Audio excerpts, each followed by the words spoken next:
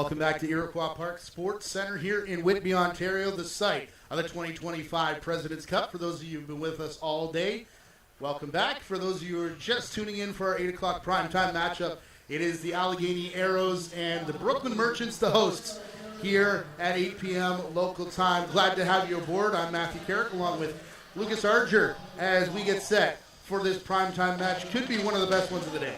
It could, Matt. Absolutely. No question about it, especially in net. Especially with Chase Martin and Deacon, not two of the top goalies in this tournament. Those will definitely be the X factors here. And I have to say, the jersey color matchup we have tonight is definitely going to be one to watch. If you like bright and warm colors, this is the matchup for you with Brooklyn. Celebrating their 25th anniversary in orange off the home bench, going right to left in this first period. Allegany in yellow off the visitors' bench. They've got the dark letters. And a big scrum for this face-off. It'll be Devin Pfeiffer that comes up and corrals it. Your three officials, Joel Furman and Brandon Heston, both from Ontario. Vincent Burrell from BC. Christian Lamont from Quebec is the standby. Over the top, Parker Pfeiffer, statistical leader for this Merchant squad this season. Had that one bounce off a player in front and brought back down by Kyle Gonsiorek. Off the bench now, Zach Miller. First offensive set for the reigning bronze medalists in their first appearance at a President's Cup. Went home with hardware. Beating out, Heston thought about the back-in call there against Brooklyn, but they are able to push it up and across center with Liam Osborne rushing it down in through the corner. Allegany taking out Snake Island in last year's bronze medal game. Talked about that in our last set as the Muskies defeating the Rivermen 12-9 to open both of their campaigns. Out in Pool B. Pool A action to start the day.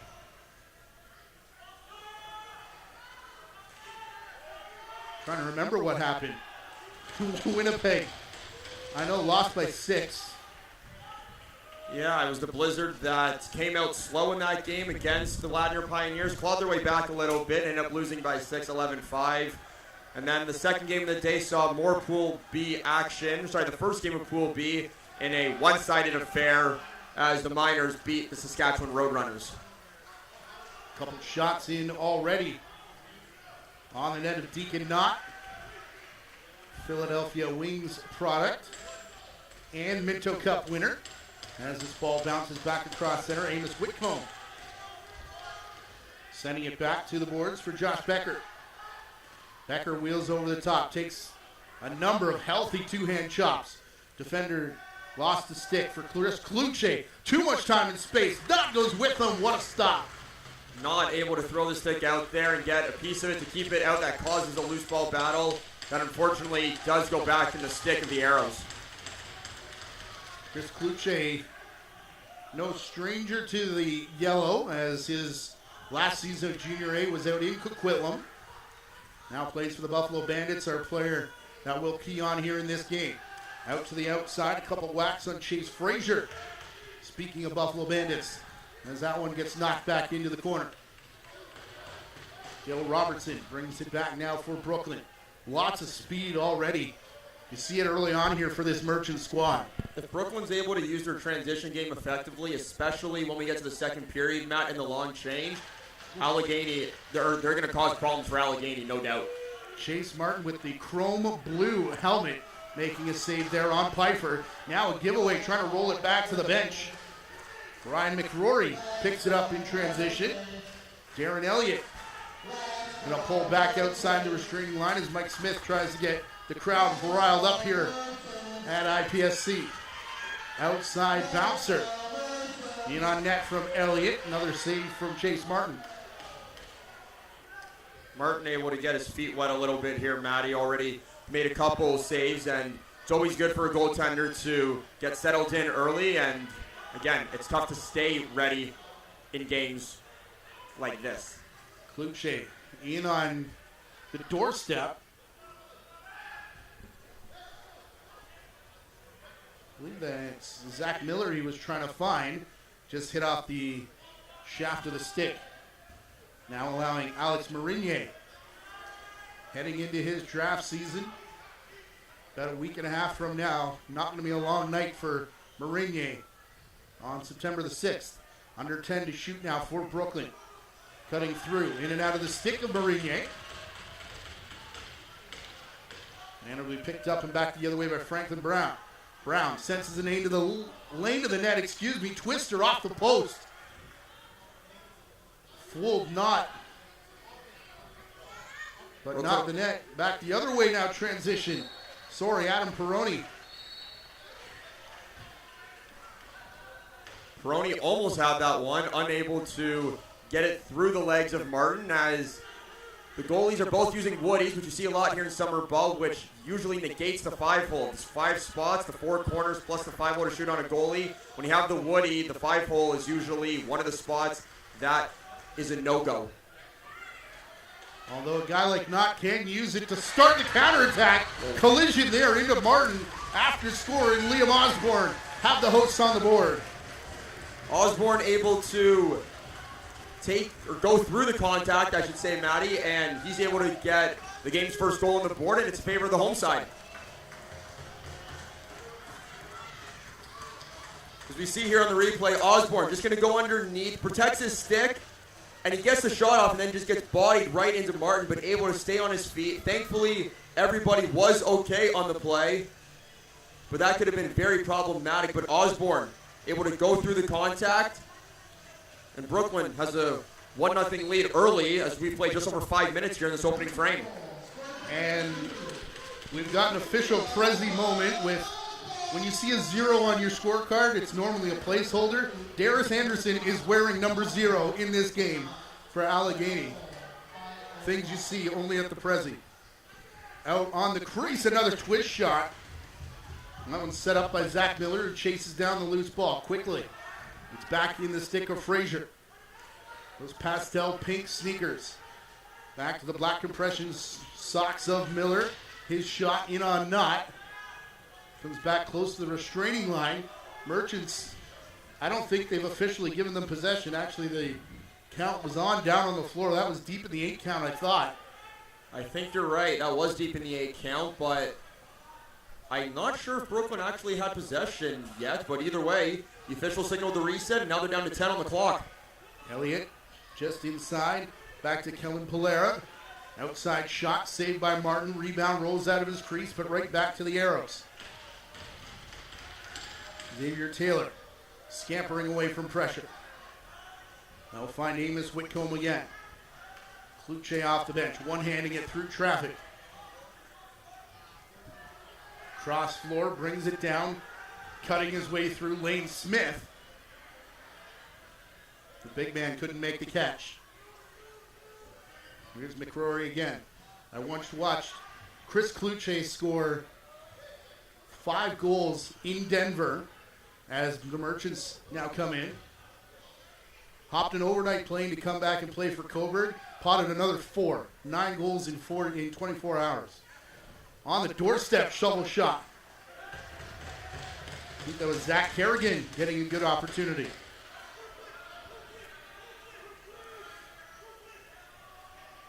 High step, Marinier, yet again out of the corner. Halfway through the latest shot clock, as Pfeiffer's looking for options. Shot from out of the corner again, another save down low on Martin. So roll back out to Jesse Jimerson. The Arrows are playing very good man-to-man defense right now, Matty. They're getting out on the hands of Brooklyn, and they're pressuring them a lot, which is forcing them to take outside shots, and Martin is happy to see them all night long. Here's Kobe Whitcomb sending it in front. And how about the balance there by Becker to stay in, turn, and fire, and reset the shot clock. Back up top again. Kobe Whitcomb forcing full splits from Knott, who deflects it off his left arm and up out of play. Zach Miller lost it while running cross floor. He'll pass it there instead. On his way to the net, rolled out of his stick, and Deacon Knott will start it back the other way. Already within 2 minutes to the halfway mark of this first period, flying by, just 1-0 Brooklyn. Our director, Rachel Wolf, has set the over-under at 15 and is vehemently not taking the over. Jeff Geddes, shot on his stick. Playing back to Xavier Taylor. Back to Geddes again. Going to stay up on offense. Scratch that. Heads off along with a teammate. We get a two-player offensive change. We were 4-on-4 there for a second, Matty, as I think Devin Piper was leaking down in the offensive zone, but he went off for a change. Kluche taking on all comers all the way through to the net. Did make contact with Knott. That gets a shove from one of the Merchants defenders. It also gets a reset of the shot clock. Here's Kluche again. Couple swipes at his stick. Now some shots. Cutting backdoor low shot. Not with the save.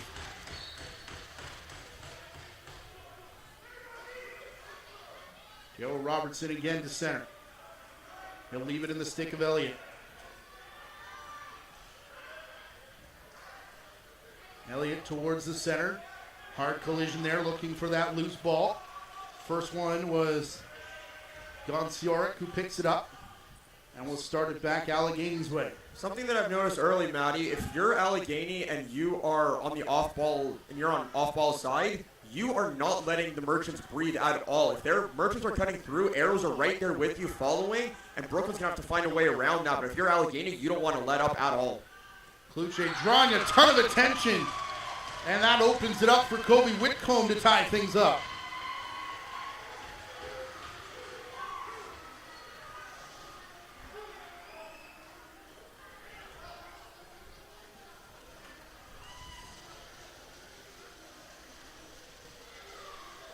Whitcomb, all alone in front.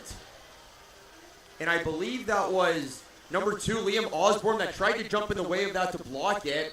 But Whitcomb able to get his stick out to the outside and wire shot past Knott. We're tied at 1.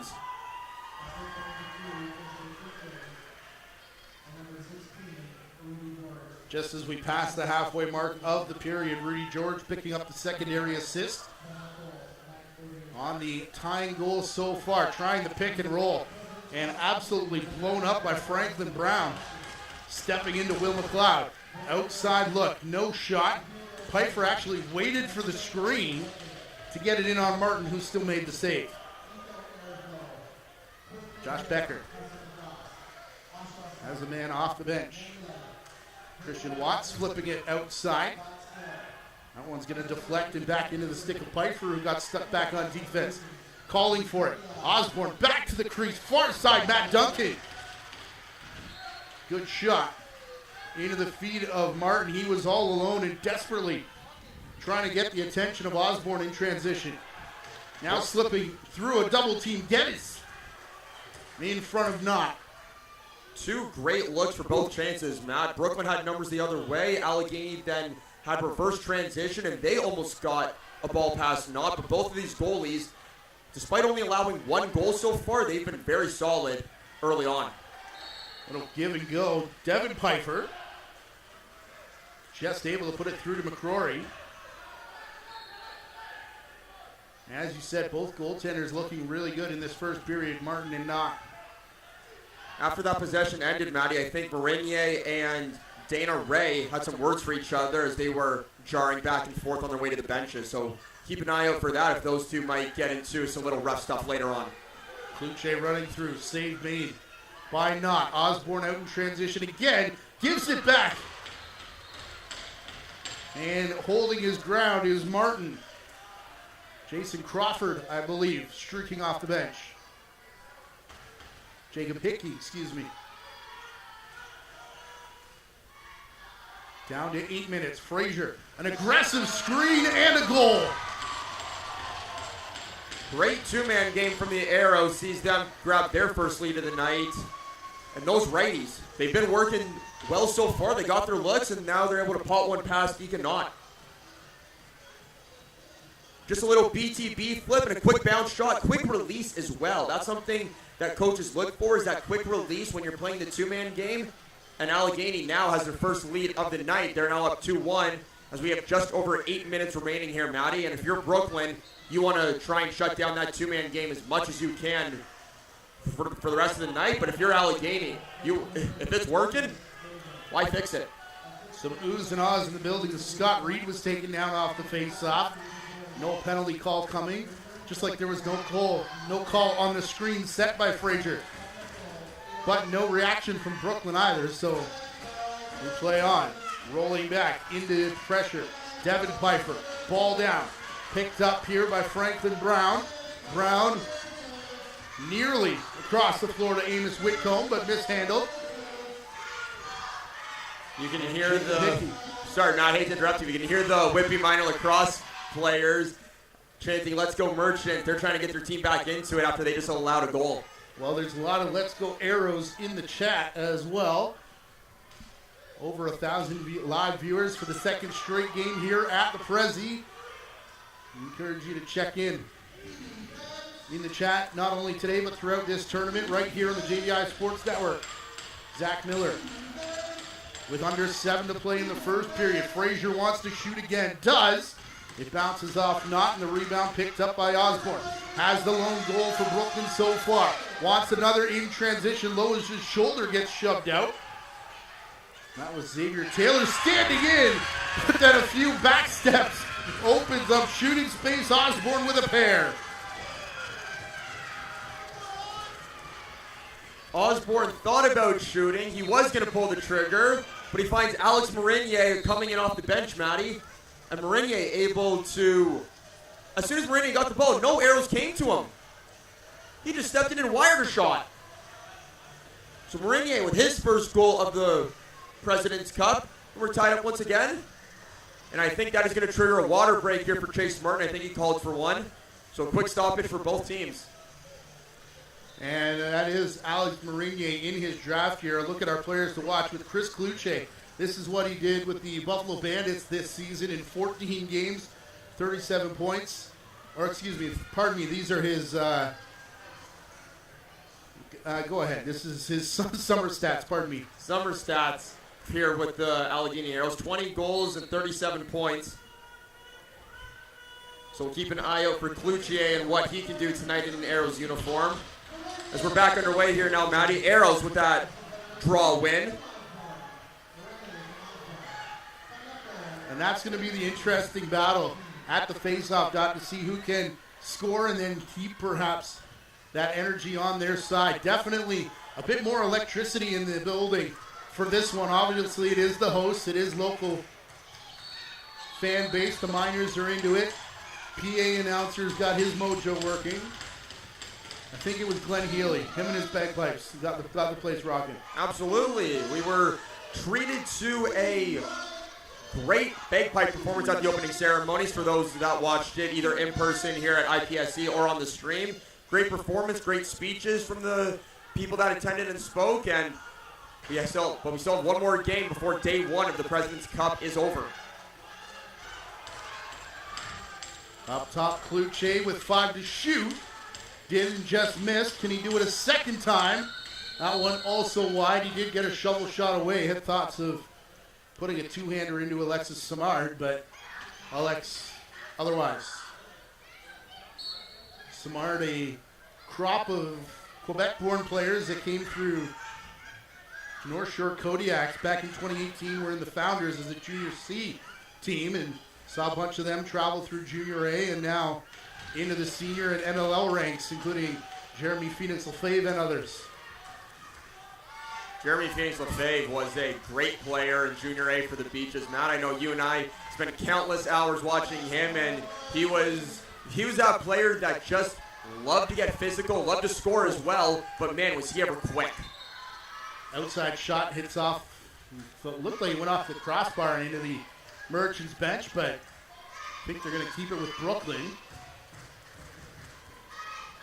Zach Miller ready to get all up in the face of whoever takes the ball. 5 minutes left to go in our opening period, scheduled for 3:20s here at the President's Cup, tied 2-2. Parker Pfeiffer left wide open for that shot. Near 40 goal scorer in the summer this year.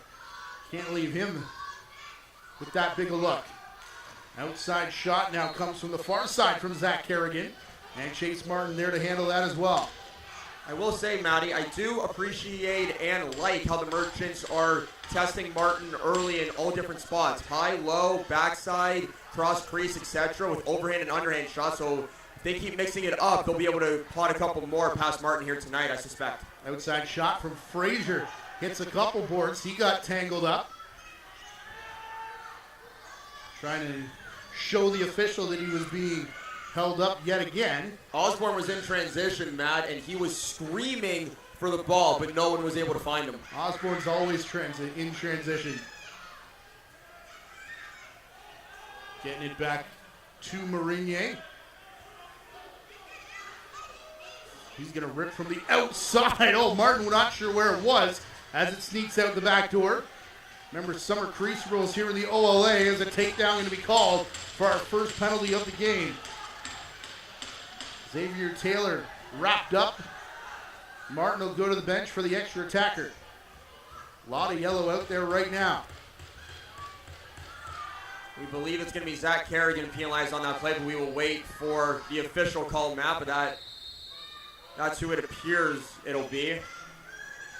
Christian Watts, the backdoor shot from Kluche. Joel Furman with the holding call. And indeed, Kerrigan does come over to serve. Just unfortunate bad foot positioning on Kerrigan. Tries to desperate one-hand wrap check or slash attempt, whatever you want to call it, Matt, and ends up taking down his player. He will sit for 2 minutes or less as the Arrows have the game's first power play.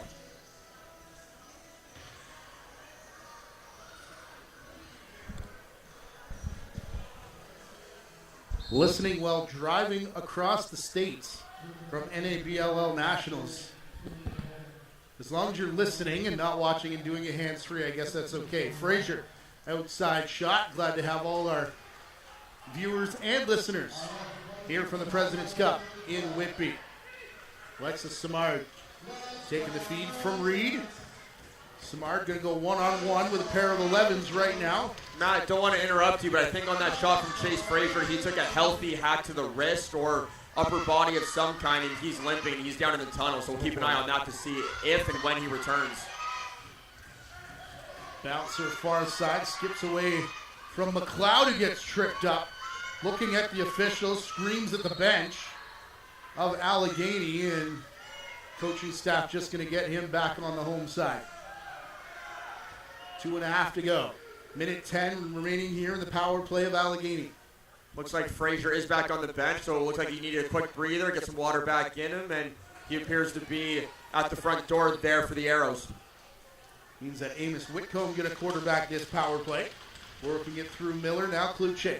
Miller quickly down to the crease. Josh Becker. Shot there, going to skip for the over and back, and they're calling everybody out to the bench for the Arrows. Just outside of the 2-minute warning here in a 2-2 tie. Day number 1, game number 4 here at the 2025 President's Cup. Parker Pfeiffer from the restraining line. No sense of urgency here, killing off the penalty. Pfeiffer going to turn his back to his defender. Working back in the direction of Marinier. Sent it to the far side where there was a tie-up. Outside rip right off the ankle. It looked like of Rudy George.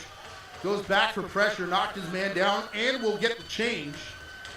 What a shift from George, showing no ill effects from blocking that shot. Will McLeod and Corey Becker were going toe-to-toe on that play. Every time McLeod tried to cut through the middle, Becker gave him a good whack or disrupted his path, and McLeod was unable to get a shooting lane. Frazier across to Kluche. Frazier is back out there. Kluche couldn't settle it down in time for a quick stick. Got Deacon not all undressed. Then the return pass far side. If that gets brought down by Whitcomb, it's in the back of the net. But instead, it sailed into the crowd. Merchants inside the final minute. Working for an outside shot. Kerrigan. Not that time. Jesse Jimerson to Watts off the bench. Ooh, and I think the Merchants got away with one there, Matty. They had 6 players on the floor. Kluche on the run. Had eyes for the top corner. Played back. Hard shot. Knott will cover up as it's caught inside his leg pad. 34 seconds when that came, so no timeout. I think Allegany telling the official they want theirs when they get the ball back.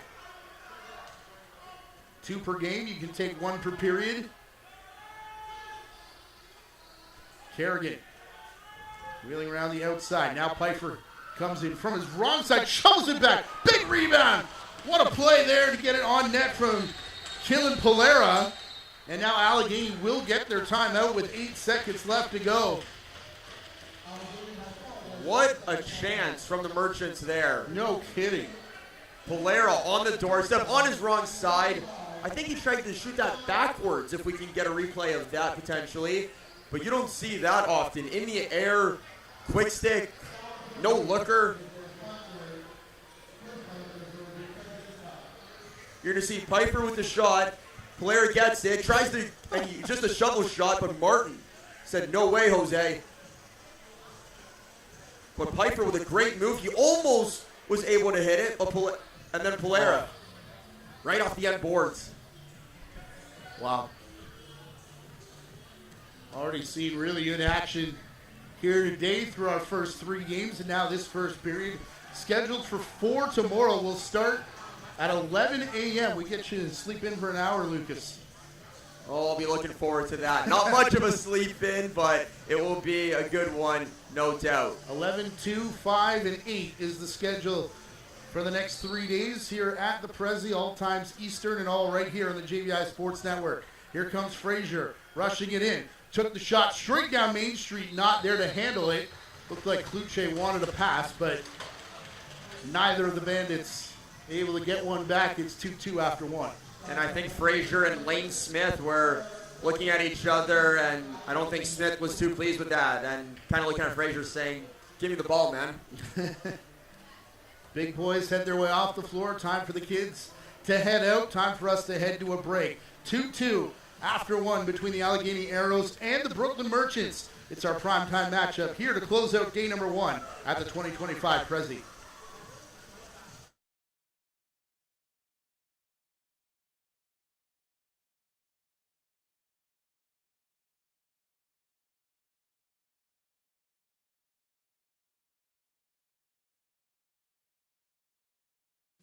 You can catch the fun with lacrosse, Canada's national summer sport. Everyone can experience the excitement of lacrosse, where fun meets fitness and friends are made. Lacrosse is one of the youngest organized sports children can play. And with 66 clubs throughout Ontario, everyone can get in on the fun. Visit playlacrosse.com. Our interactive map will help you find a lacrosse club in your area. Join the Ontario lacrosse community today. Ask a parent before going online.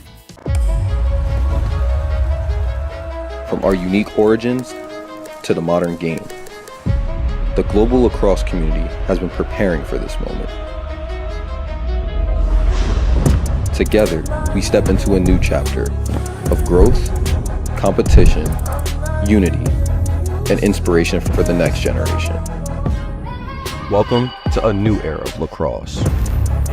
At the Olympic Games in Los Angeles, we continue growing together. Join the journey, and let's make history in LA and beyond. A new era of lacrosse starts now.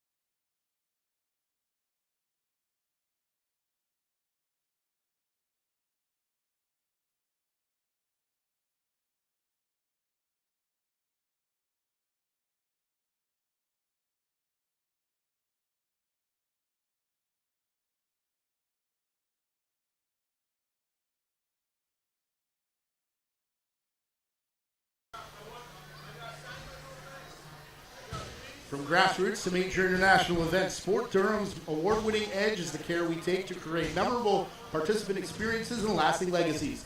Collaborate with Sport Durham to host your best event yet. While you're here, be sure to visit durhamtourism.ca for things to do across Durham Region's 8 vibrant communities. Summit Access Solutions is a turnkey access company that can accommodate any and all projects from scaffolding, swing stage, material lifts, weather enclosure systems, and shoring, just to name a few. We specialize in making what looks impossible possible so that you can complete any project safely, efficiently, and on time. Visit us at summitaccess.ca. DKI CRCS, no matter what the disaster, will be there to help get everything, your home or business, restored back to normal. Whether your property has suffered from a kitchen fire, basement flood, or break-in, our professional technicians and restoration experts will use the best tools and strategies to help you make your house feel like home again. Special Benefits Insurance Services are proud to be sponsoring the President's Cup. They're more than just an insurance agency. We're family, proudly serving Canadians nationwide since 1993. For over 30 years, we've helped families and individuals find the right health, dental, and travel insurance, always with friendly, expert advice that's completely free. And Town Brewery, based right here in Whitby, is focused on strengthening our community through good work and good times. Check out their brewery just around the corner in Brockton, Victoria, where they brew tons of lagers, sours, and IPAs. And if you've never been, be sure to hit up their Town Pump House waterfront location just down the street on the shores of beautiful Lake Ontario. Town Brewery sponsoring the booster room upstairs, and I know they've got them flowing outside as well, but here's a look at the 4 goals of action we had in that first period, Lucas. Yeah.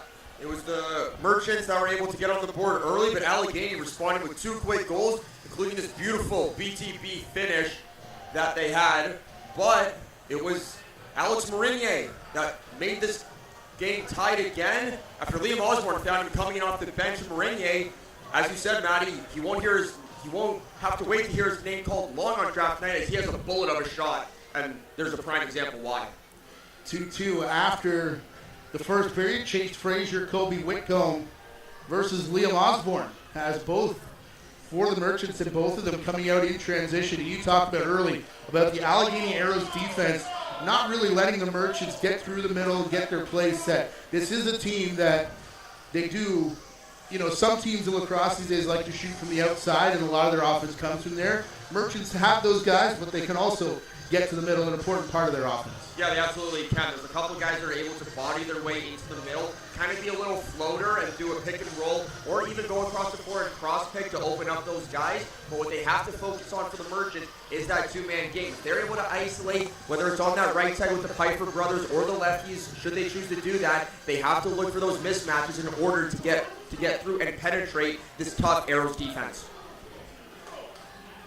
Of course, looking at the rosters in this tournament, especially the Ladners and the Edmontons that we're used to seeing, especially not a lot of those big, huge names that we're used to seeing. However, we do still have the Chris Kluches of the NLL and guys like Parker Piper that put up big numbers, every summer and winter. Absolutely. You saw Cloutier's stats in the NLL. Parker Piper, the reigning ALL MVP last year with the Toronto Monarchs. So definitely some big names as we're looking at Piper's stats from last year. 82 points through 18 total games, hence why he was the MVP of that league last year.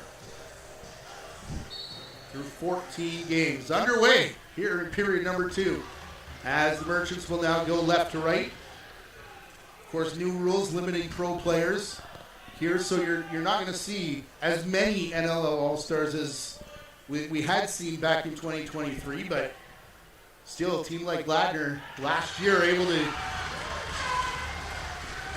win and triple three-peat, as Brooklyn gets on the board early here. Marinier with his second of the game, just an outside shot. Martin thought he had it, but it just sneaks through his feet, and Brooklyn once again has a 1-goal lead. You're going to see Marinier just step in, get through. Marinier does the split, thought he had it, but that was able to get through his left foot, I believe. Yeah, you can see it just right behind that left foot and trickles right across the line. Brooklyn once again has a 1-goal lead, Matt. Saw that in the last game. It was a 3-goal advantage for 3-4 for Snake Island through most of that game. And when you're the team on the back foot, pretty hard there. see if they allow Reed to continue this. You're allowed one line off the face-off, and I guess they say Merchants did not have possession there as Scott Reed rolled it back. Matt Duncan. All the way back up top to Parker Pfeiffer. He'll go to the boards. You can see McLeod directing traffic a little bit on the inside there, Matty, in hopes of becoming an option for a shooting lane, but he was unable to do that on that possession. Jogging up the near side, Jesse Jimerson. Making a case for best hair in the tournament. Making a case? I think that is the best case. I don't know. There was some long blonde hair in the Ladner game from a guy wearing number 69 at that, so I don't know that we can bet against him. Ryan McCrory. Back to the near side. Killen Polera. Of course, all 8 teams back in action tomorrow, all starting at 11 o'clock Eastern Time. Quick stick. Goal! Will McLeod at the side of the net was trying to set it up earlier, and he'll be the finish man here. McLeod was able to play a two-man game. I'm not sure who he was with there on that left side. I believe that might have been Polera, and then you're going to see McLeod dip to the back crease, and Parker Pfeiffer able to find him and go back door on Chase Martin. So that'll make it 4-2. And a face-off win. Duncan in all alone.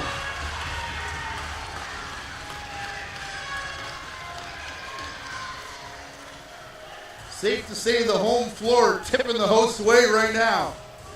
Matt Duncan, loose ball off that face-off. He just came streaking in, turned away the pass, and just went underhand, far side on Chase Martin. Martin tried to do the splits to try and have a kick save, but he was just a little too late. And that is Duncan's first goal of the tournament, and the lead is now up to 3 for the home side, Matt. And Scott Reed, once again, he had the ball in the back of his stick, but gets taken down on that face-off, signaling to the single-side official and Joel Furman for a call, begging for one, but unable to come away with it. Nearly 3 straight face-offs, and previous ones were all scored. Kluche swarmed here as he looks for a rebound. Still manages to get it, break away, pick it up, and pass back to the restraining line. Low shot right at the shot clock. They give the reset to Allegany as it's picked up by Frazier. What a job by Kluche. Kluche, just a dog on a bone. Stayed with that ball. He wanted it. He's able to come away with a loose ball recovery. And Frazier now getting swarmed by a couple Merchants players. Again, the triple team actually turned and tries a dunk shot waved off.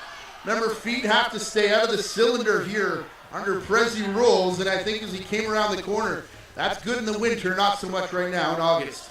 Nope.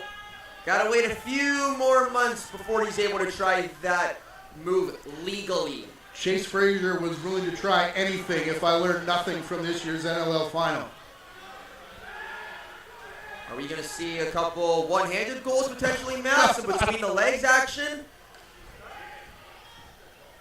I'm willing to bet Chase Frazier can score no-handed.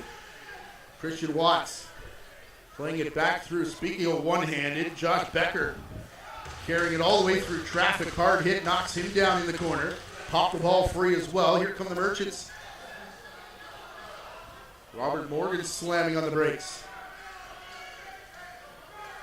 Taking cross checks and slashes as he came across the restraining line. Ball pops free. Merchants still with it. Rushing in. Shot there from Osborne. Both teams might have been caught in transition there, Matt. I think both of them at least had 6 players on the floor. Allegany may have had 7 because they had a couple players leaking down the floor when they already had 4 back on defense. But nonetheless, they're able to keep the ball out and they're now back on offense.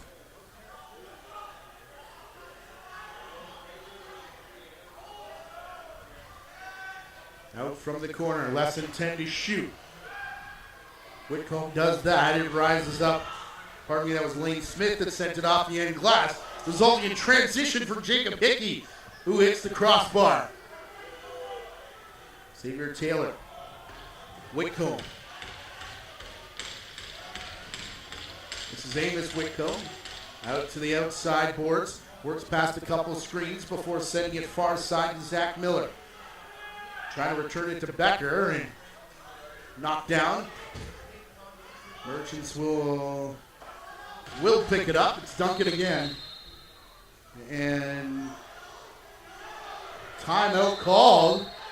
Merchants definitely saying they did not want timeout. And I think the officials are going to grant the non-request here.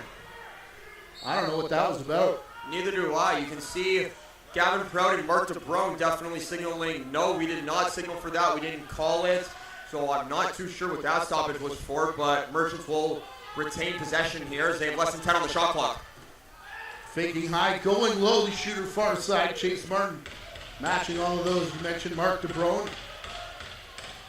Ryan Desjardins, the head coach. How about both of them on the team the last time the Merchants appeared in a President's Cup? 9 years, Matt. That's how long it's been. Can you believe that the last time they won the Ontario Senior B Championship, they played out of Luther Vipond Arena? It's been that long.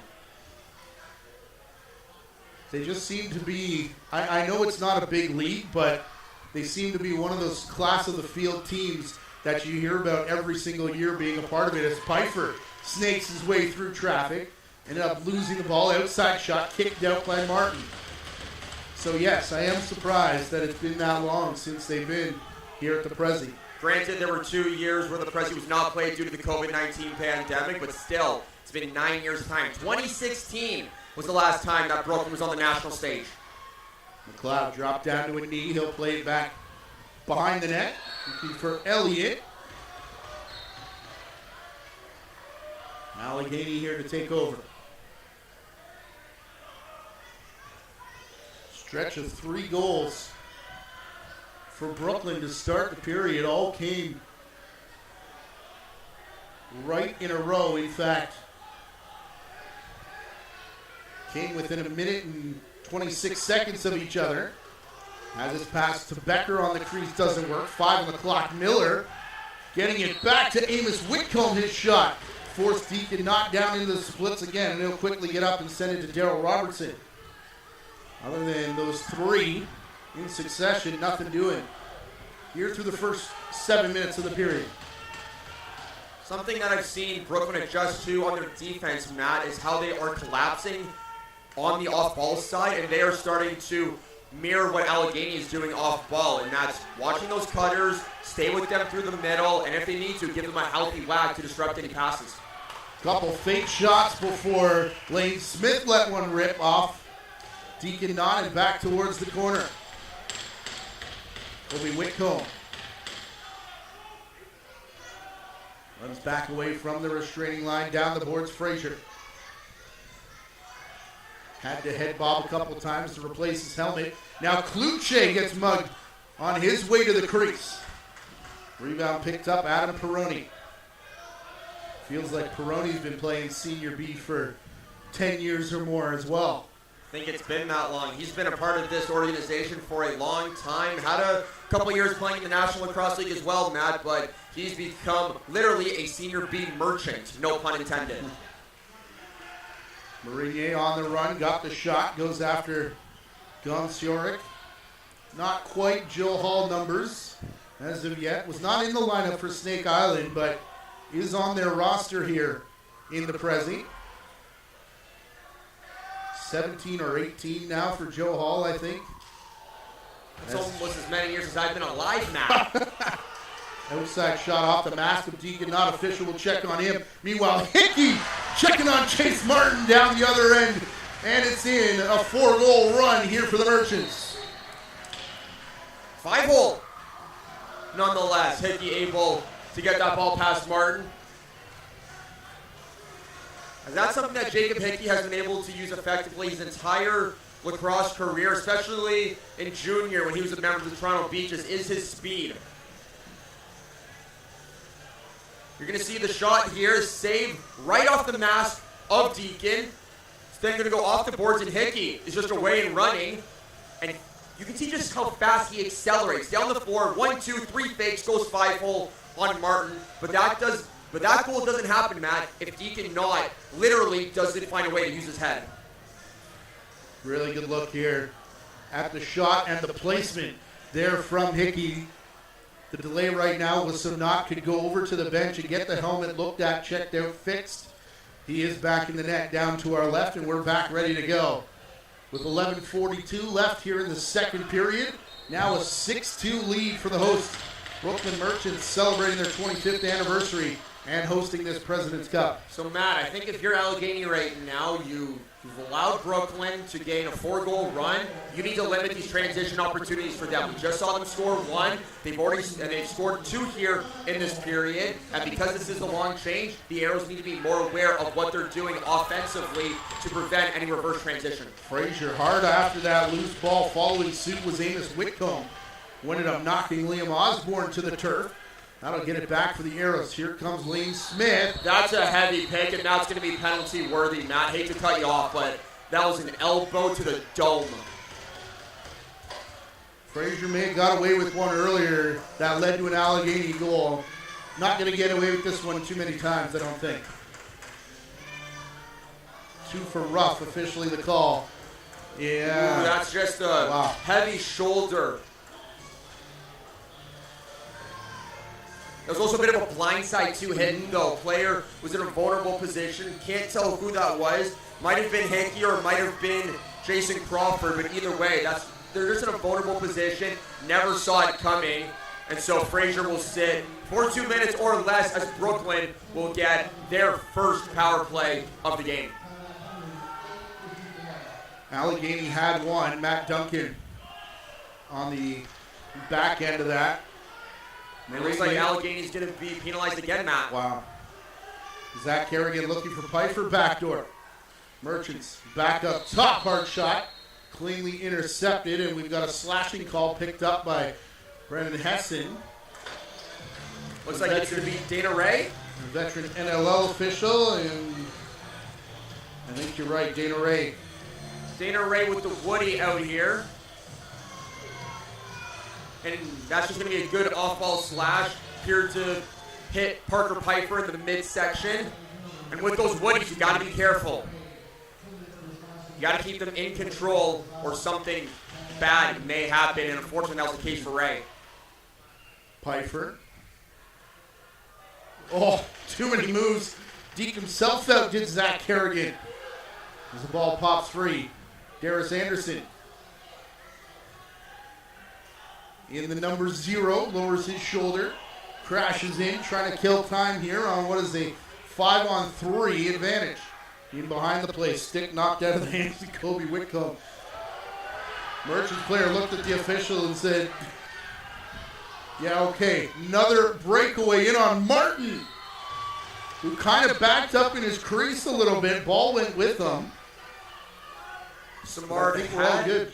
Yeah, we are all good, but Smart had that opportunity, Matt, unable to capitalize. Everybody swarms on Rudy George, who then fell behind the play. 2-on-1, Chris Kluche, the lone defender back. Smart going to slow things up onto the crease, playing it back. It's in again. Osborne one more time. Little 3-on-2 action there for the Merchants. A 2-on-1 became a 3-on-2. And I believe that was Parker Pfeiffer that came in off the bench, sent it right back to Osborne. And he has his second of the game.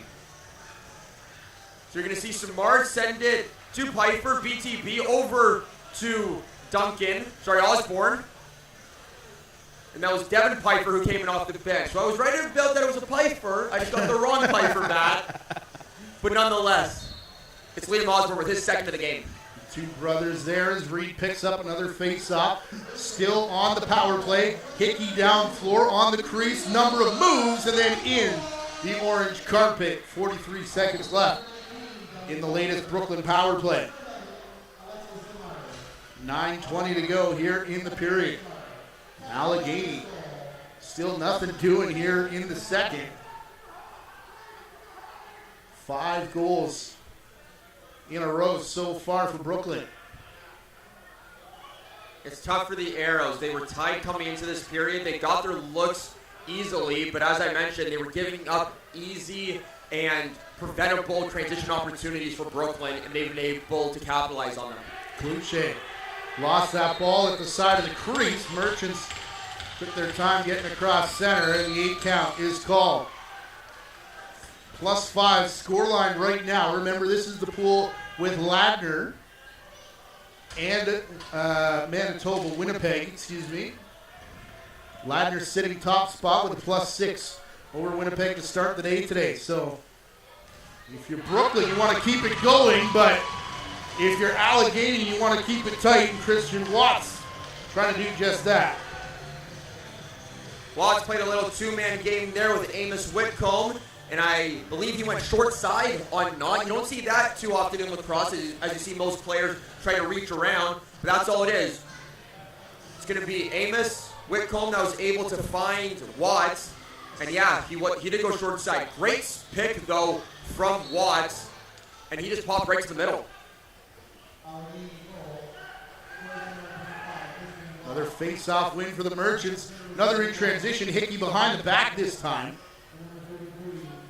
Pfeiffer elects not to do anything. Dive! Scores! Saw this in the last game with Skylar Thomas. Remember, feet have to stay out of the cylinder to make this count. I think this is Marinier who's going to complete the hat trick in style. Wow. Highlight reel goal. Oh, he kept his feet out, definitely. He even kicked his feet up a little bit like a bucking horse nonetheless, Matt. You're going to see it right here. Dunks, kicks the feet up, ball's completely across the goal line before he touches down in the orange crease. And you're right, what a way to cap off the hat trick with a highlight reel goal right there. And it looks like both Brandon Hesson and Vince Burrell are going to be having a quick conversation with the Allegany bench staff.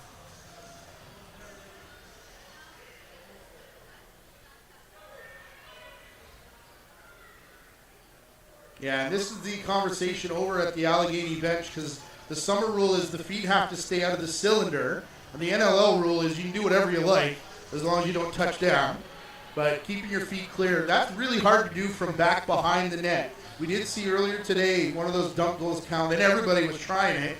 So you may have to get the ear of Andrew Ecclestone to make sure that's 100% correct, but I believe it is, as that's kind of the way it's always been. As you don't CLA books, yeah. As long as you don't break the plane Right. and that ball crosses the line with your feet, of course, then it is a legal goal per the rule book. Man, we're not tracking face-offs here, but if we did, Reed would be way ahead of everybody. There's another one. Down towards the corner, Devin Pfeiffer. McLeod. Out through the middle, Pfeiffer. Backdoor twister. Wide of the net, and then mishandled. And maybe rushed a little bit from McLeod at the side of the net. Couldn't put it through that empty side. And as soon as McLeod shot that ball, Matt, I believe it was Kyle Gonsarik of the Arrows that gave McLeod a good two-hander right to the ribs, and McLeod wasn't too happy with that. Flute shake. Over the top on the run. Low shot, scores.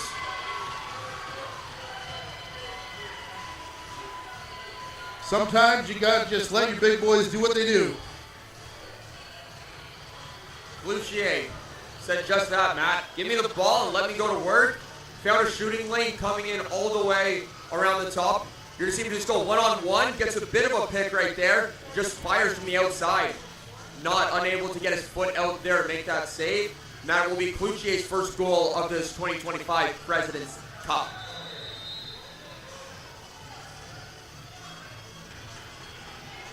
And we will have a face-off violation here against the Arrows, as that is Amos Whitcomb went early on the draw, and the Merchants will come away with it. Yeah, accidentally on purpose maybe at this point, with the way that Reed's been winning them outside. Shot kicked back into the corner. Although they still had two offensive guys out. You'd think if you're going to do that, you'd have your entire D-boys back. Franklin Brown.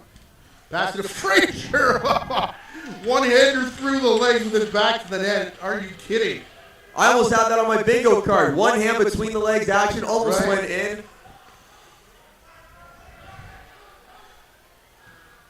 Frazier Kick back out in front. Back in going to be called against the Merchants. Thought they were calling the slash on Frazier. Could hear that up here, but no, it was the back in call, handing it back to Allegany. Metal on metal stick, one of the best sounds to hear in lacrosse sometimes. Just a good, clean, hard stick check. Merchants players are now tied up with each other. Scott Reed. I was between the benches one time and saw shaft on face mask with sparks that flew off the collision. It was awesome. Commissioner at the time was not happy that I said that on air, but I think the statute of limitations has passed. 6 minutes left to go here. 4-goal lead, make it 5, tucked in. As the Merchants are rolling now, 9-4. Marinier's fourth of the game now, Matt. 4. He's got 4 of the 9 goals for the home side. I'm not even completely sure how Marinier got this in because I believe he was behind the goal line potentially. You're going to see him leaking back door. Oh, he's right on it. Wow. And he may have even put that off the body of Martin and banked it in potentially. But either way, that will count as his 4th goal of the game.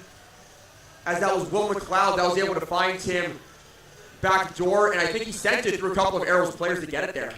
Will McLeod, Alex Marinier, if I'm not mistaken, played together in Burlington. And got pretty good chemistry forged there and put into practice here at the 2025 President's Cup. Corey Becker up and across center. Up to a +5 now for the Merchants. With Allegany turning it out of the corner. Big high step for Josh Becker. He'll leave it at the line. Amos Whitcomb.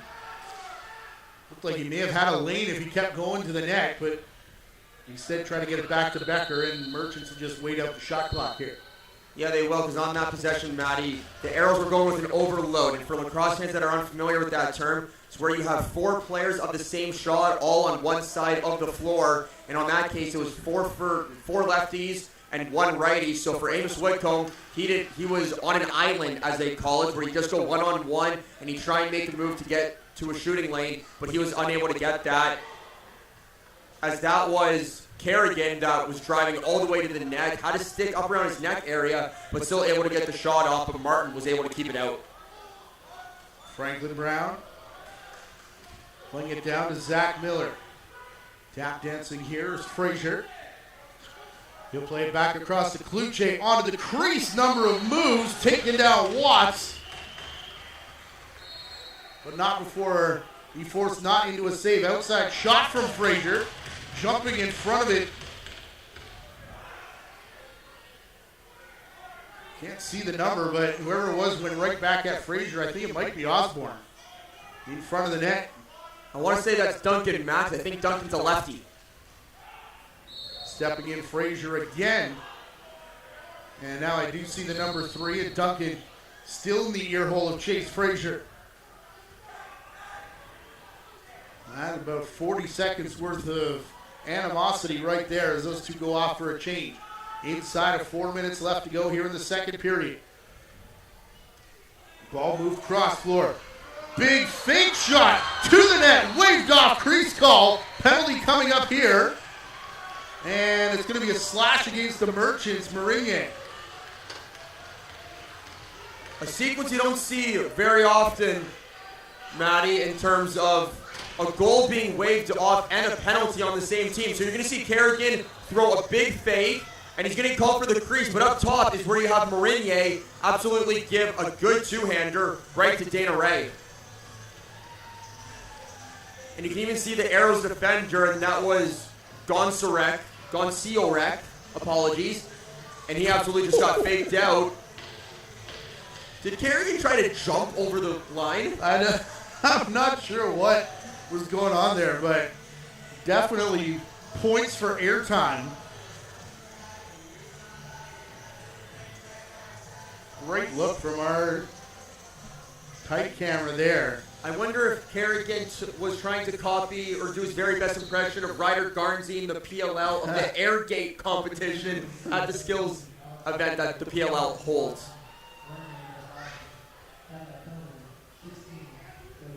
Frazier, low shot. Frazier again on knot. One save down low, one up high. Frazier's going to stay in behind the net of Brooklyn as the ball comes back into Allegany territory. Better get your PLL references out now before Jake shows up tomorrow. I know he's probably tuned in. I will be hearing that one for a long time, I have no doubt. I'm sure he's messaging me as we speak. Jake Elliott, Pat Gregoire will be in the house tomorrow. Here's Jacob Hickey. Works it free and tried to finesse it up into the top corner over the right shoulder of Chase Martin. Those two just came off a great run at the Minto Cup together as the Coquitlam Adanacs are back-to-back champions down there in St. Catharines. Matt, great tournament put on all week by the city of St. Kitts. Whitcomb, Miller, Kluche off the post and quickly up out of play. Yes, indeed. They were supposed to host the one in 2020, so really 5 years coming for that organization and really put on a good show. Another pipe now, this time from Whitcomb. And Zach Miller may have just saved a goal, taking it away from Liam Osborne. Hot shot, Kluche. Going to try and spring Osborne again, down where only he can take it, in front of the crease and off the mask of Martin.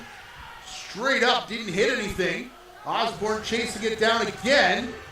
Fights into a double team, and now Will McLeod will pick up the Lucy. What a save from Martin. He had to take a page out of Deacon Knott's playbook, I think, Matt. Way to use your head.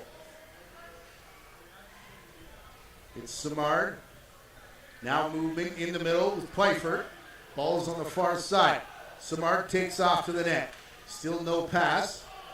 And now only 3 on the shot clock, so Parker Pfeiffer just going to leave it there.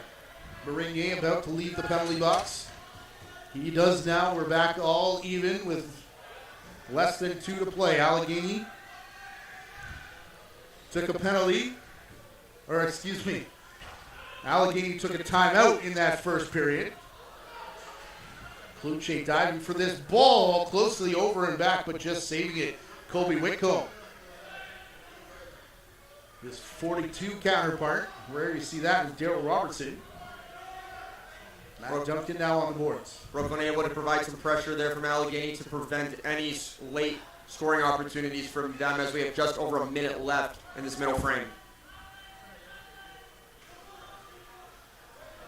Backing into pressure. Here's Pfeiffer. Turns back into Goncioric. Back to the crease. Diving, waved off again. Zach Kerrigan. Think he's unsure of the rule too, perhaps, as that's twice now for number 9 in orange. Kerrigan, so close yet so far, unfortunately. He's had his looks. He's been wanting to try that dunk underneath attempt as best he can, but he's been called by the crease monster. Osborne in after Chase Frazier's shot with about 45 seconds left. That one comes with 36. So Brooklyn should, for all intents and purposes, get the ball back here. Frazier not with a kick save. Well, it depends who grabs this rebound in and out of the stick of Miller. Close to the open door over on Allegany, and as Miller picks it up, it'll be the second and final timeout called by Allegany. So again, crease dive rule is your feet cannot break the plane before the ball goes in the net. And we're going to see it once again from Zach Kerrigan, his second try here in this period. Goes underneath, and you can see right there his left foot is already on the line, Matt, and that's an easy call for Brandon Hessen. That's a no-goal even in wintertime. Oh, absolutely it is, yes. Yeah. Points for trying, nonetheless. Oh, man. He's got all the points. You get that jump shot from earlier and then that one, but not as pretty as the one Mourinho did from behind the net. Before we get off the topic of crease, I've been seeing it more and more in senior and even junior lacrosse because of the carpet. There are not a lot of players, both in junior and senior, and even in minor lacrosse for that matter, that want to land on hard concrete. You're only seeing it more on the turf. Maybe that's due to the NLL, them being on turf now for a number of years. We are seeing more and more players try, but only on the carpet. Ontario Junior Lacrosse tried that the 1 year when they had the bubble season coming out of COVID at the Toronto Rock Athletic Centre. Every game was on carpet, so let's let them crease dive. Let's pull the reins back a little bit, and then coming back out in 2022 went back to the full rules, and that's exactly why it's in there. But you're right, though. Very hard for officials in real time. Guy in the air, where's the feet, where's this? And, credit to all the black shirts. Not just the ones here at this tournament and the other ones, but everyone who puts on a jersey and calls games. Last second play by Allegany. Intercepted and bombed down the floor by the Merchants, who will finish off a 9-4 second period, 7-2 in favor of the hosts here in this middle stanza. Brooklyn got off to the start that they wanted here in the second period. They were tied coming into it and just went on a 5-goal run that broke this game wide open. But again, it was that transition, using the long change effectively, and that is the reason, or at least part of the reason, why they now have a 5-goal lead heading into the final frame of this final game on day one. Hosts trying to close it out with 1 period left. Arrows trying to get it back. We'll see what happens in the final 20. It comes your way in about 9 minutes' time. We'll be back to the President's Cup here in Whitby shortly.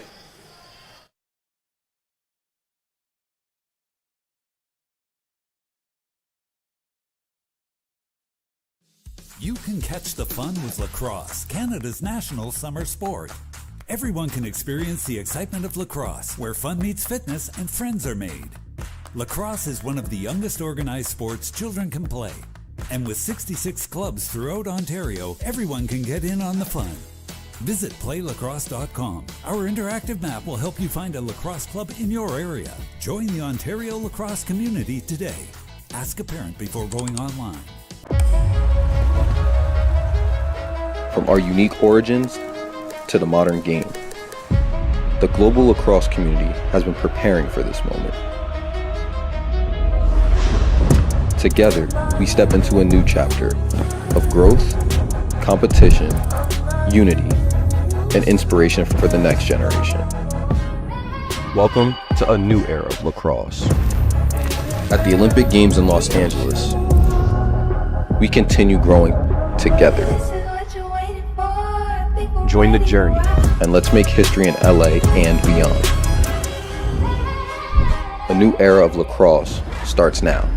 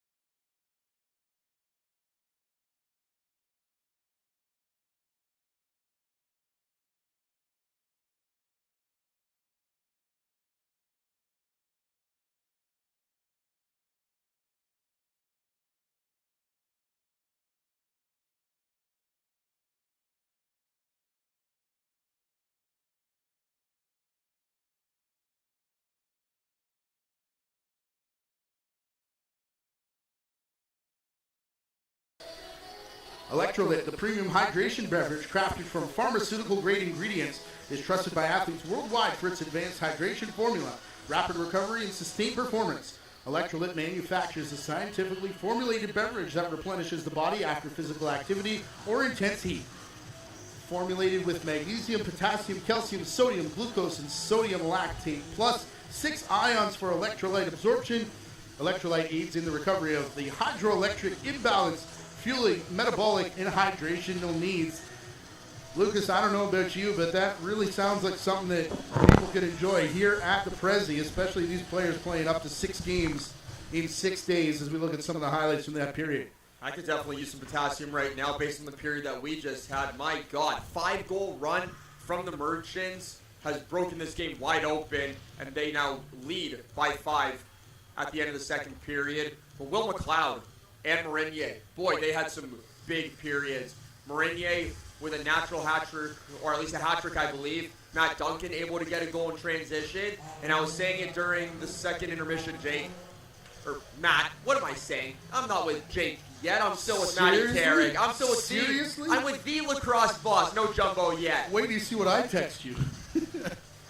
Merchants able to use the transition game effectively, but Allegany still able to pot a couple here, especially from Amos Whitcomb.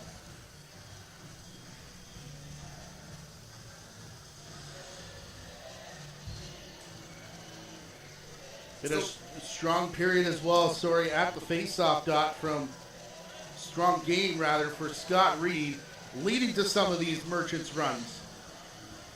Yes, for sure. Again. No, Reed has been able to dominate the face-off dot. He's also a very good field draw taker, Fogo guy, when he was down there at school, so he's been able to use that here. One day in the books in Pool B on the right side of your screen. We're in Pool A right now. Brooklin, Allegany going to finish this up. Once we're done here, you see Edmonton.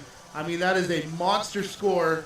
We believe it could be a historic one for the Edmonton Miners and may have already booked their ticket into the medal round. We'll see how the records go. And if goal differential means anything, it's actually goal differential formula, lots of math. Hopefully we don't have to worry about it, but Ladner and Edmonton, Snake Island picking up wins. Brooklin, Allegany will get one of those as well at some point today. The Edmonton Miners, obviously they had a big lopsided win against Saskatchewan. The Miners, they were a very tough, physical, and quick team today. And if you're Snake Island or Nations, I'd be scared when you play them in the coming days, as I believe the Miners and Nations play each other tomorrow morning. Yes, they do. Excuse me. 5 p.m. start time for Six Nations Riverbend. Saskatchewan and the Muskies will get the day started. That'll be the 11 o'clock game. President's Cup.ca, by the way, is where you can get the entire schedule. Snake Island and Saskatchewan, 11 o'clock Eastern Time, 2 o'clock Winnipeg and Allegany. Edmonton, Six Nations, and then tomorrow's primetime matchup, the Ladner Pioneers facing the Brooklyn Merchants. And speaking of the Ladner Pioneers, Matt, Alexi Bouquet, former Whitby Junior A member here, spent a lot of time in this building growing up, won a Minto Cup here back in 2011. He was part of that squad, and when I was watching him today, he looked to be right at home, literally, as he spent a lot of time in this building. Yeah. Who also might be in the conversation for best hair, potentially. Boots, I don't know if you're watching the game tonight, man, but man, do you ever have a nice flow going. Yeah, one of the nice guys around as well. Got to know him a bit when we back in some of those junior runs. Brooklyn Merchants trying to turn this into home floor advantage with a 9-4 lead. Scored 7 in that second period to just 2 for Allegany. They've got 2 in each period so far. Chase Frazier a little late coming out of the dressing room. Looks like everybody now accounted for. What do you make of the jersey contrast so far, Matt? We thought that we might get confused, but I think you and I have been pretty good so far with the orange and the yellows. I'm just glad I didn't have to call the navy blue on navy blue numbers of Winnipeg this morning. That one, a little tough. I don't know if you saw the numbers clear enough, but I was a bit worried sitting over in the replay side. I was able to make them out here. Joe Sullivan and I had a couple troubles in the first period, but we were able to sort that out. And I think Brooklyn has sorted out this Allegany defense as they are now up 5 here as the third period gets underway.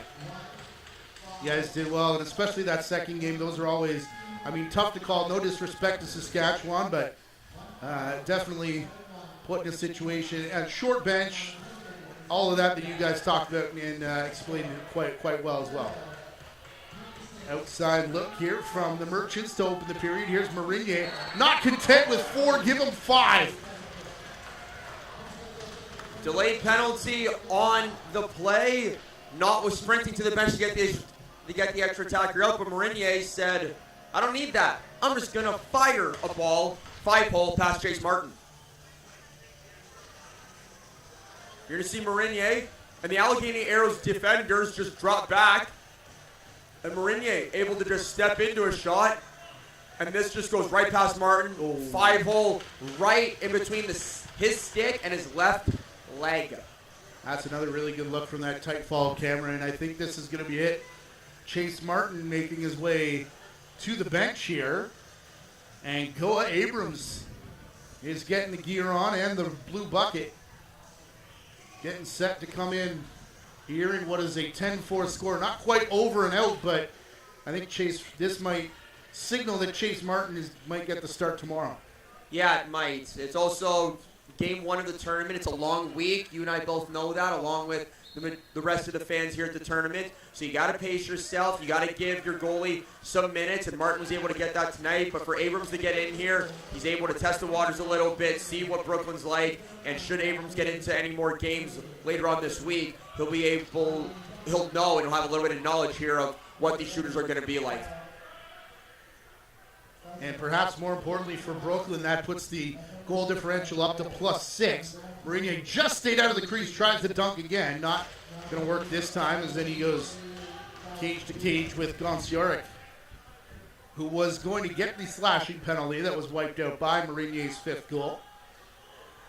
By the way, David Anderson for Snake Island coming off a 6-goal performance. Another one in the back of the net for Kluche. He's got a pair. 6, the high mark of the day.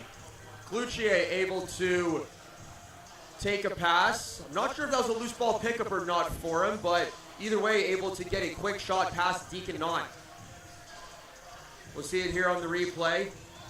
Shot on, and just a rebound that Knott unable to corral, as you see it hit his shoulder up high. He's looking down, looking for it, and it's going to be Kluche that just picks it up. He waited for it to come outside the crease, though, Matty, to avoid a crease violation call, and the lead is cut in half.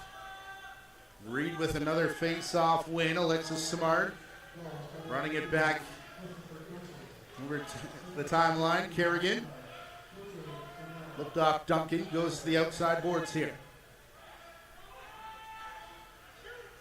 Makes it 10-5. Here's Pfeiffer.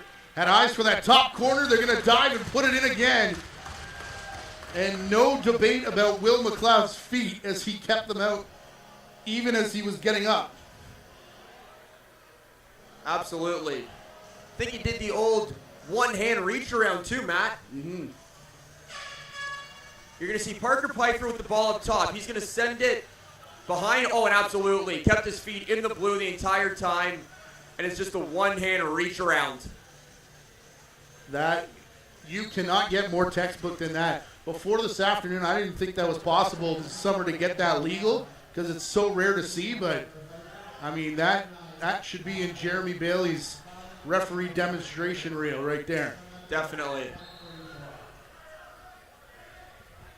From the outside, shot from Watts, who has a goal in the game for Allegany. Hit off a body, goes up out of play.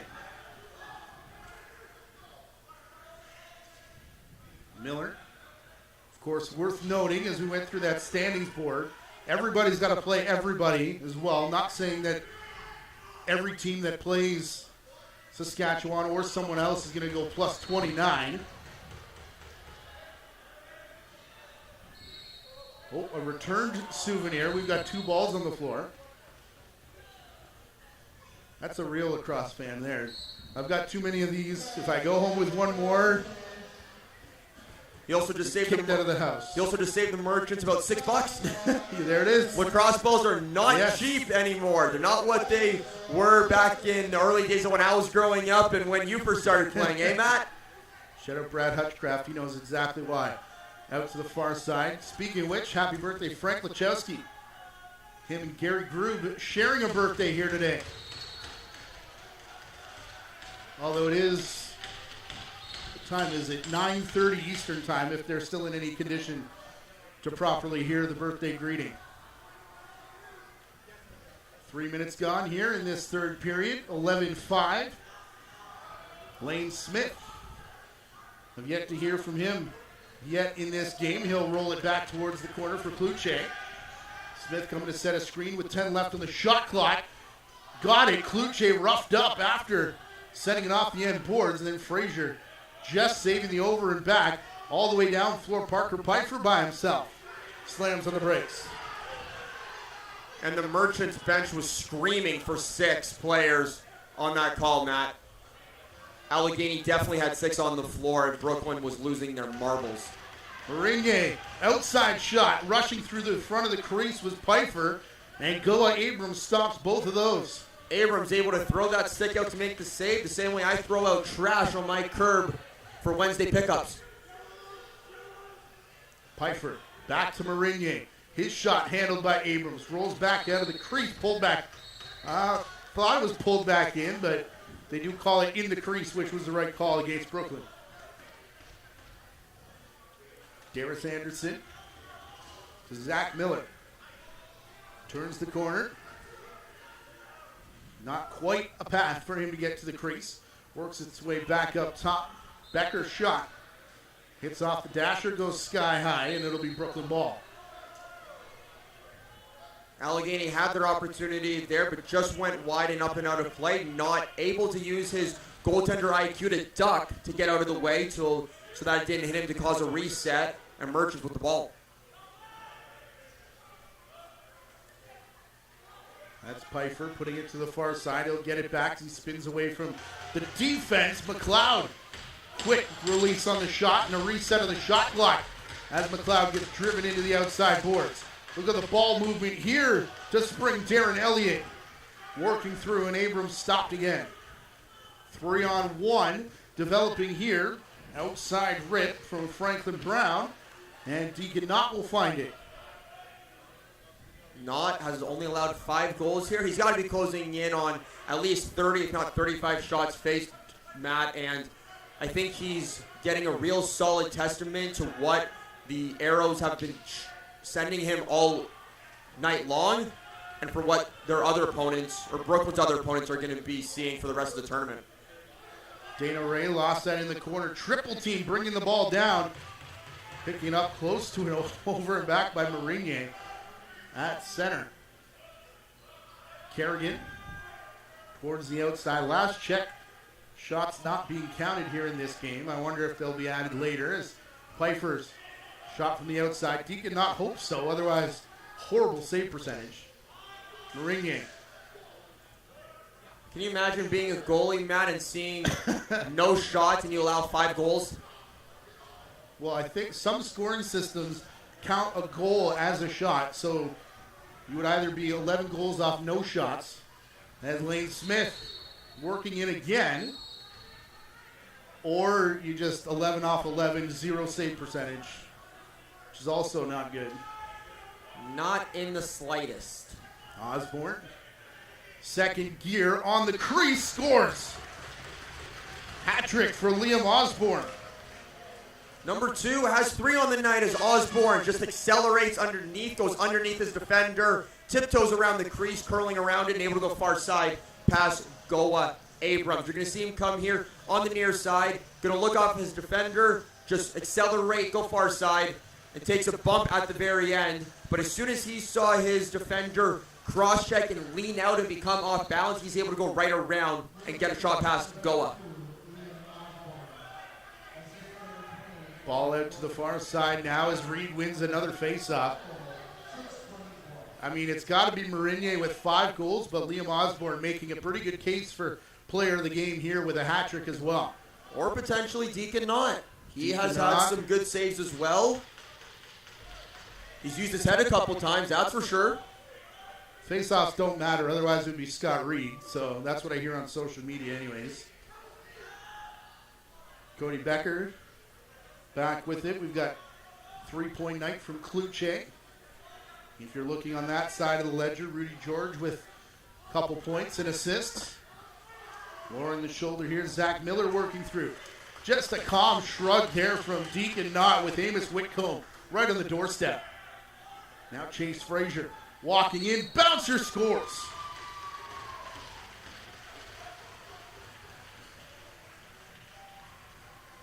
.12:36 to go in the third, and Chase Frazier scores. Seems fitting, does it not? Oh, absolutely, Matt, but unfortunately no theatrics on this goal, just a simple over-the-shoulder bounce shot right at the feet of Knott that just goes right underneath the crossbar, and Frazier has 2 on the night for number 8. I mean, they can't all be dramatic, can they? They could be. I'd prefer if they were.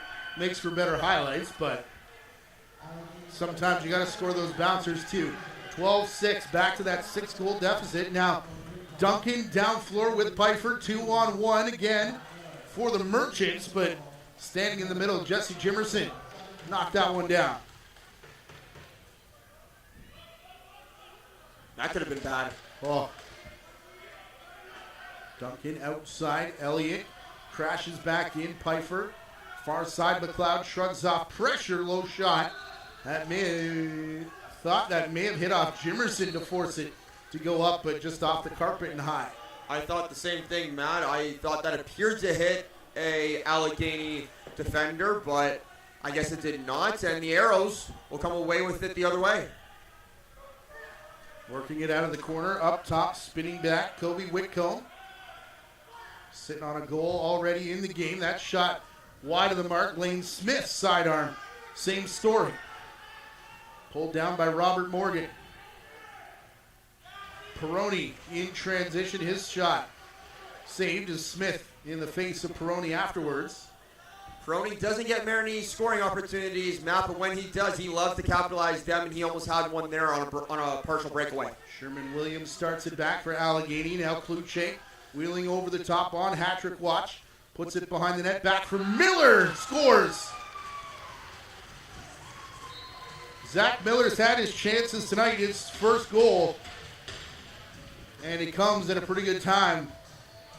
1:06 away from the midway mark. He's been spinning, dipping, dunking, shooting all night, and he's able to finally get one past Knott. You see here on the replay, it's going to be Kluche that's going to be able to send a pass behind the net, and nobody picks up Miller in front of the net. You're going to see, unfortunately, Scott Reed and Daryl Robertson that were just ball watching, and Miller was all alone in front of the crease. Not sure if it was you or Sully earlier talking about the guy behind the net and just the absolute havoc it causes because defenders have to look one way or the other. Goalies aren't sure if they should play back in the crease or step up. It definitely throws a wrench, and it's a little bit of an X factor there on the defense. What do you watch? What do you control? What's something that you need to prioritize more? Especially when you have guys like Marinier that can dive and keep their feet out of the crease and score legally here. Or you have the human highlight reel that is Chase Frazier. Yes. from the outside. I would love to see him in one of those, like, anything goes, breakaway, do what you like, score a goal contest. Just to see what he would, if that's what he can do when there's no time and no space, what happens when you allow him to think about it? The Brooklyn staff was unaware that on Allegany's last offensive possession, Matt, the Arrows sent 6 out there on the offensive side of the floor for about 25 seconds. Luce. Inside the line, maybe at that point in the game, as Frazier picked that one up, basically loading the shot, then got blown up Delayed after penalty coming here, with Matt. a penalty. Frazier still on all fours. And I think Ryan McCrory is going to come across the floor here. This is only our 4th power play of the game, 5th combined. So you're going to see McLeod come over, and as soon as Frazier releases, he then turned his turned his back towards McLeod, and he was able to get him right on the numbers there a little bit. So he will sit for 2 or less for an illegal cross-check infraction as we have 10 minutes remaining here in the final frame. You know, when I've refed as well, every review I get, someone always asks me, who's watching the shooter? And you see the official right there making sure that eyes were still on Frazier. And that call against McCrory goes, and it takes just 8 seconds for Frazier to make good. Hat trick for number 8 there, Matt. And the first power play goal of the game for the Arrows, lead down to 4.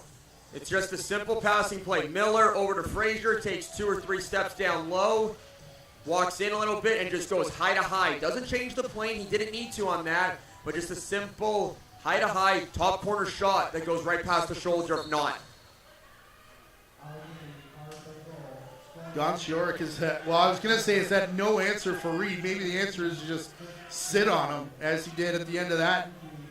Reed did get the pass away, though, as Hickey now keeps it going through Pfeiffer.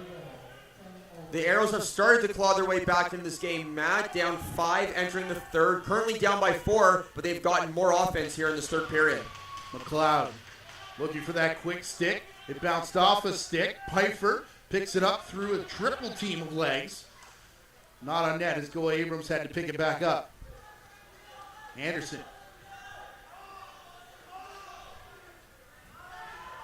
Now for Miller. They missed the cutter. They'll go back to Anderson. His shot blocked. 9 minutes left to go, and Osborne's off to the races again. Cuts behind Miller this time. Back through. All he could see was yellow jerseys, so. That was Robert Morgan with that soak, man. I think he's had a couple here in this game. Big swim move from Devin Pfeiffer. He'll retreat back to the restraining line. Hard pass far side. In and out of the intended target stick. Now on the run, low shot from Zach Kerrigan. That hits off of Goa Abrams. Now Frazier down behind. Everybody scores. Give him 4. Brooklyn bench is not happy though, Matt. They thought that Frazier was miles ahead and he was early on that line change from the Arrows, but it doesn't matter. As Frazier now has 4 of the Arrows' 9 goals, comes in, receives it. Oh, and it looks like the Merchants are going to receive a bench minor here for unsportsmanlike conduct as they were just yelling and chirping a little bit, I think, to the officials, and they're going to get penalized for 2 minutes.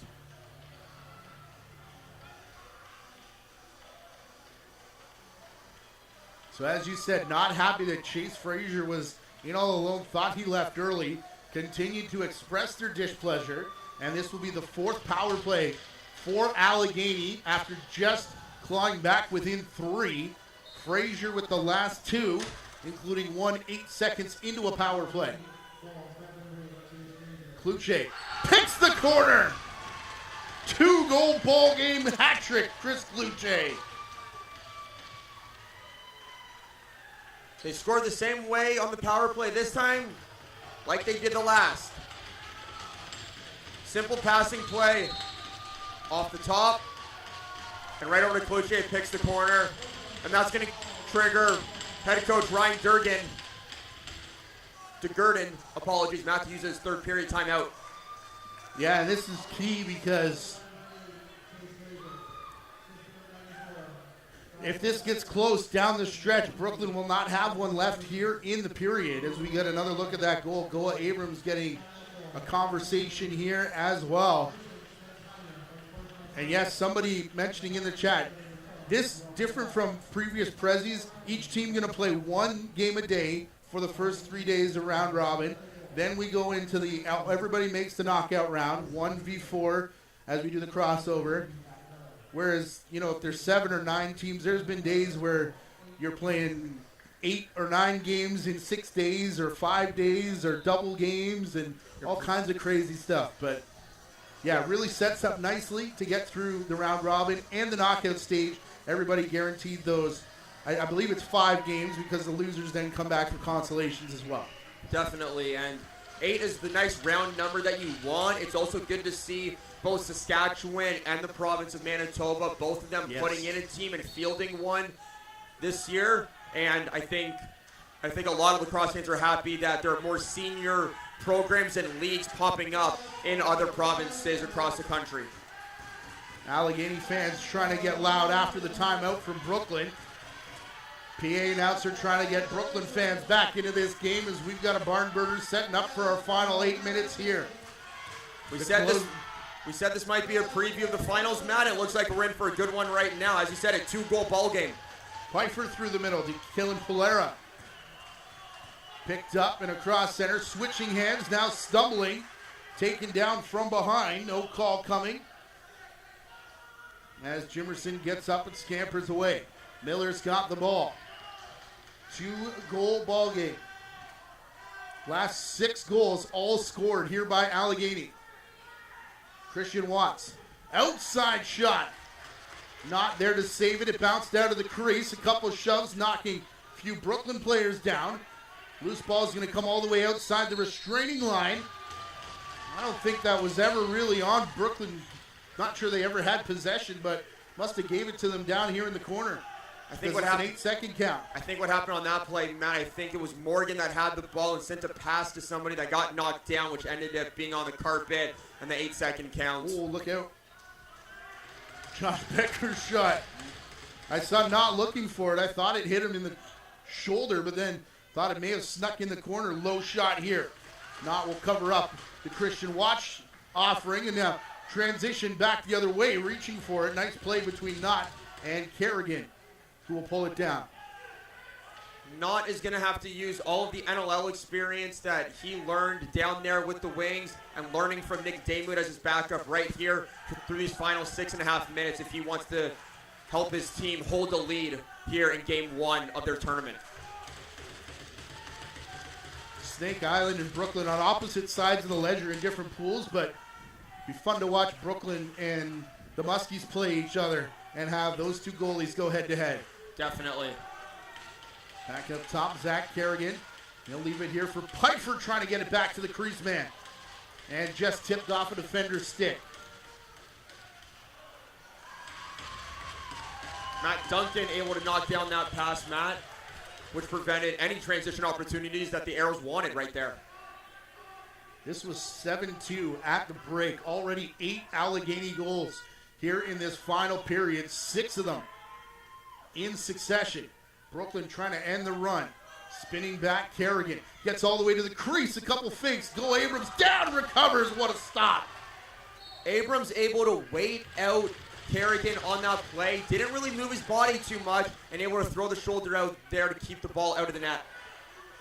Pass looking for Kerrigan, who was back in front of the crease. Miller's going to poke it past the defender. Can he pick it back up? Answer's going to be no. That's actually Franklin Brown, excuse me. Down in the corner. Obliterates the ball carrier, Darren Elliott. All of this on the Merchants count. It's going to be another 8-second violation against the host team. Well done from Franklin Brown. Absolutely great job disrupting the ball carrier. A clean legal check to send Elliott to the turf, which caused an 8-second count against the Merchants. Lane Smith missed that. Back for Frazier. To Smith at the X position. Frazier on the run. Knott goes with them. What a save there. Knott was focused on Fraser behind the net. You could see him having both his arms on that post, and then you just see Smith barreling right down the middle, and Knott just sprawled out, throwing every inch of his body possible to stop that ball. Chase Fraser has taken over this game, but that's the first one that Knott's been able to keep in front of him in some time. Out in front, Osborne all alone now. After the seas parted, they washed back over top of Osborne, and we're going to get offsetting penalties here from both sides. We have a jousting match on the way off the floor. Stay 5-on-5 as Xavier Taylor and Alex Marinier come off. Deacon Knott keeping his team in this one. We're going to see it right here. You're going to see Fraser ball sent to the back. There's Lane Smith, and he's able to just throw it out there, stick included, to keep that ball out. But all these offsetting penalties, Matt, here. That's a very smart play if you're Xavier Taylor, because then you guarantee that Alex Marinier is in the box there for minimum 2 minutes, and you get him off the floor when he's been hot all night long. That's a smart penalty to take if you're Taylor. Here's Cloutier. He'll go to the far side. Watch. Actually, no Fraser on this set. Ryan McRoy is going to chase the ball carrier back towards center. 5 left of the shot clock. It's released and cleanly caught by Knott. Deacon Knott wandering out of the crease. Has to hurry to get it over center. Finally does in the stick of Parker Pfeiffer. Goalless so far on the night for the points leader of the Merchants through the regular season. Carrigan. McLeod shoots down Main Street. Abrams able to see that, and it's picked up here by Allegany. I'm not sure Abrams knew where that rebound went, Matt. All he knows is that it wasn't in the net. He just didn't know where exactly it was. Fraser and Cloutier out there now, along with Lane Smith, who's got this ball. Dropping his shoulder and his back into pressure. Turns back. Shoots just wide. Bounces out to the far side. Cloutier calling for it. So was Fraser. It bypasses both of them. And the shot clock going to sound here against Allegany. Brooklyn relentless on that defensive pressure. Getting out on hands. Knocking down passes. And especially when the ball was on that turf with about 3 seconds left. Being able to get a stick in there and disrupt any chance for Allegany to pick it up. Pfeiffer to the trailing Carrigan. He'll stop inside the line. Now back to Devin Pfeiffer again. Trying to work his way through. Past Franklin Brown. All the way up top. Defender lost his stick. Rebound going to be pushed forward in the path of Brown. Wild shot from way outside. Not sure that Allegany wanted that one. Indeed, coach. Both hands running through his hair, on his head, and then covering his face after that wild shot. I probably would have done the same thing if I was in his position. You have 27 seconds left on the shot clock. You take a shot from about 27 feet out and miss it by a mile. Not the look they wanted here when you're in a 2-goal ball game with less than 2 minutes to play here. Tie up behind the net. 2-on-2. Ball's going to come back to McLeod, who shoots off Abrams up out of play just as the shot clock was about to go. Keep it right here with Brooklyn inside of 2 minutes left in regulation. 2-goal ball game. Parker Pfeiffer on the near side with the ball off the partial fake play. Brother Devin setting the screen. It works through Carrigan. Out to the boards. No Marinier. He's still in the box. Comes back to Pfeiffer. Devin setting the screen. Parker can't return the pass. 5 to shoot as Pfeiffer takes it back. 2 behind the net. Goa Abrams. Full scarecrow again, hoping that one didn't get back behind the net.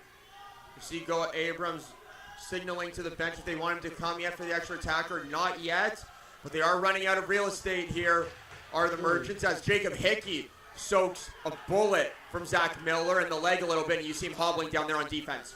Frazier's shot then partially blocked by Reed.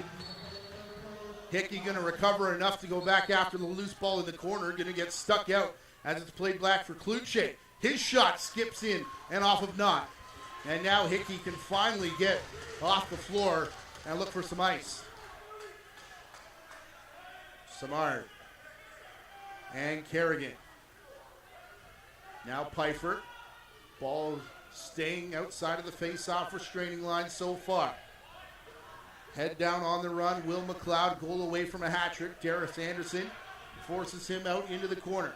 Less than 30 seconds to go. Quick shot as it worked back to the near side. Darren Elliott. Allegany out of timeouts. Brooklyn has taken theirs here in the period. Is this a roughing penalty against Darius Anderson? Looks like it is, Matt. Oh, no.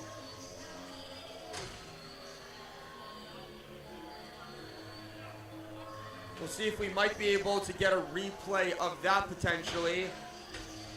But if you're Anderson, you cannot afford to take that penalty with this much time left in a close game like this. And the Merchants, chance now to dribble it out, as it were. Going to be content to kick off their 2025 President's Cup campaign as the hosts with a win. 12-10 going to be the final score. Stick with us as we'll have player of the game presentations and more here at postgame. The Merchants are the hosts, and they win 12-10 here on opening night. What a game from both teams. A barn burner we had. Brooklyn had that 5-goal run in the second period, able to break it wide open a little bit. And then the Arrows found a way to fly straight and shoot straight and went on a 6-goal run, Matt, in order to make this game close. And they were able to come back, just fall a little bit short, unfortunately, against the host team. Teams are going to shake hands here at center. Gives us a chance to look at how the schedule and the standings set up after day number 1. +6 is Ladner on top of the +2 Brooklyn. They were the two that won in Pool A. And then on the other side, Edmonton +29, Snake Island +3. The two winners over Six Nations and Saskatchewan. Allegany, Winnipeg, and those two teams with work to do as we head into day number 2. Going to be a fun rest of the week here as we see the upcoming schedule. Matt, 11 a.m. is when we start here tomorrow when the Saskatchewan Roadrunners take on those Muskies that were victorious earlier today. For the Allegany fans out there, your Arrows will face Winnipeg at 2 p.m., all times Eastern, by the way. Then Snake Island against Edmonton, Six Nations, against the Edmonton Miners. Brooklyn back on the floor to face Ladner at 8 p.m., and that'll take us into day number 3, the final day of round robin, with Allegany facing Ladner at 2 and Brooklyn facing Winnipeg. That will set up our moving day. I mean, this thing runs pretty quickly here at the Prezi. It feels like a long week when it's a full slate of games, 4 every day for a week. But man, 3, 4, 5 days are going to go by very fast, and we'll set it down to the floor now for player of the game presentations. Chris Kluch.